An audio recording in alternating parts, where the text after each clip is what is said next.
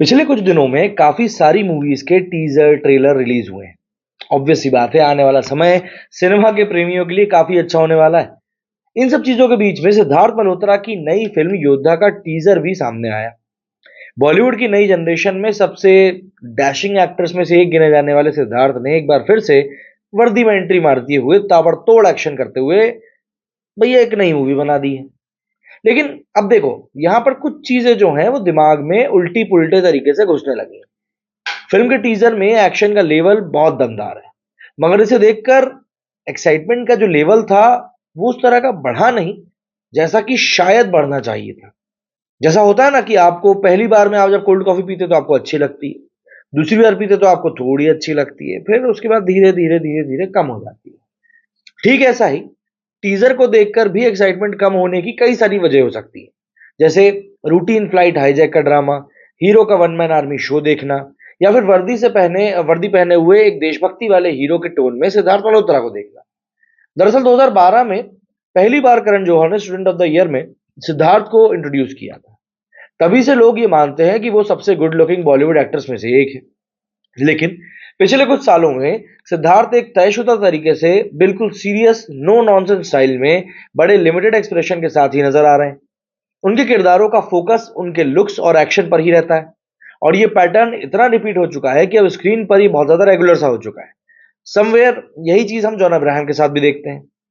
देशभक्त हीरो की इमेज में रिपीट होते सिद्धार्थ बॉलीवुड के खिलाड़ी मतलब कि अक्षय कुमार, और जॉन अब्राहम की बड़े पर्दे पर जो इमेज है बड़े देशभक्त हीरो वाली, उसको कहीं ना कहीं फॉलो कर रहे हैं। जैसे हम अक्षय कुमार की अगर बात करें तो holiday, baby, airlift, bell bottom, Sooryavanshi, इन जैसी फिल्मों के अलावा भी अक्षय कुमार के खाते में कई सारे प्रोजेक्ट्स रहे हैं जिनसे अक्षय की ऐसी इमेज बनी है। सिद्धार्थ मल्होत्रा का करियर पिछले कुछ सालों में ऐसा ही किसी पहचान को मेंटेन करने पर खर्च होता जा रहा है।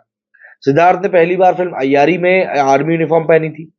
ये उन्हें नीरज पांडे की फिल्म में मिली थी, जिनकी फिल्मों का अक्षय की देशभक्ति हीरो वाली इमेज बनाने में बड़ा हाथ रहा है। मगर अय्यारी थिएटर्स में कोई खासा कमाल दिखा नहीं पाई, हालांकि लोगों को पसंद आई थी।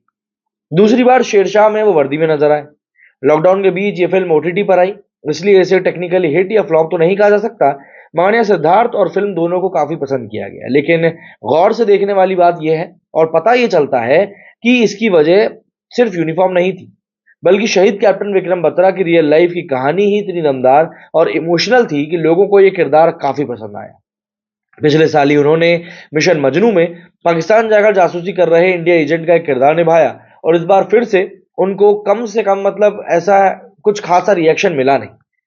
इस साल की शुरुआत में ही सिद्धार्थ रोहित शेट्टी की web series Indian police force में नजर आ चुके हैं और दुश्मनों को सबक सिखाते हुए भी नजर आए थे। और इस साल अब वो कमांडो बनकर युद्ध में अकेले ही हाईजैक हुए प्लेन को छुड़ाने जा रहे हैं। ऐसा लगता है जैसे शेरशाह से मिली तारीफ के बाद सिद्धार्थ को या तो रोल ही इस तरह के ऑफर हो रहे हैं, या फिर वो खुद चुन ही ऐसे रोल रहे हैं। 2012 के बाद आए एक्टर्स में सिद्धार्थ के अलावा शायद ही किसी एक्टर ने इतनी फिल्मों में ये देशभक्ति वाले लेवल को बढ़ाने का किरदार निभाया। बड़े पर्दे पर ये देशभक्ति फॉर्मूला इतना हिट रहा है कि जॉन अब्राहम भी इसे फिल्मों में काफी ट्राई कर चुके हैं, मगर वो भी अक्षय जैसी कामयाबी पाने में नाकामयाब रहे। एक विलेन में गुस्सेल फाइटर लवर वाले किरदार को निभाने के बाद सिद्धार्थ को इस तरह के एक्शन वाले रोल में काफी ट्राई किया गया। अक्षय कुमार के साथ उनकी film Brothers, Raj and DK की अ जेंटलमैन, नीरज पांडे की अय्यारी जैसी फिल्मों में उनका एक्शन अवतार बड़े पर्दे पर कहीं ना कहीं वो इम्पैक्ट नहीं छोड़ पाया। करियर की शुरुआत में सिद्धार्थ एक्शन और सीरियस फिल्मों के बीच हंसी तो फंसी, कपूर एंड सन्स जैसी फिल्में भी कर रहे थे, जो कि बड़े पर्दे पर उन्हें अलग अलग वैरायटी में लेकर आ रही थी। मगर इधर से कुछ सालों की अगर हम बात करें तो ऐसा लगता है कि सिद्धार्थ के पास में ऐसी स्क्रिप्ट आ ही नहीं रही है। वो लगातार उन्हीं डेड एक्सप्रेशंस के बीच में खेलते हुए नजर आ रहे हैं। स्टूडेंट ऑफ द ईयर के बाद बहुत से लोगों की ये राय थी कि सिद्धार्थ अपने साथ आए वरुण धवन और आलिया से ज्यादा दमदार एक्टर साबित होंगे, मगर आज इस कहानी का क्लाइमैक्स काफी अलग है। 15 मार्च को सिद्धार्थ एक बार फिर से बड़े पर्दे पर उन्हीं एक्सप्रेशन के साथ में नजर आएंगे। ऐसे में देखना यह होगा कि यह फिल्म थिएटर्स में क्या कमाल करती है।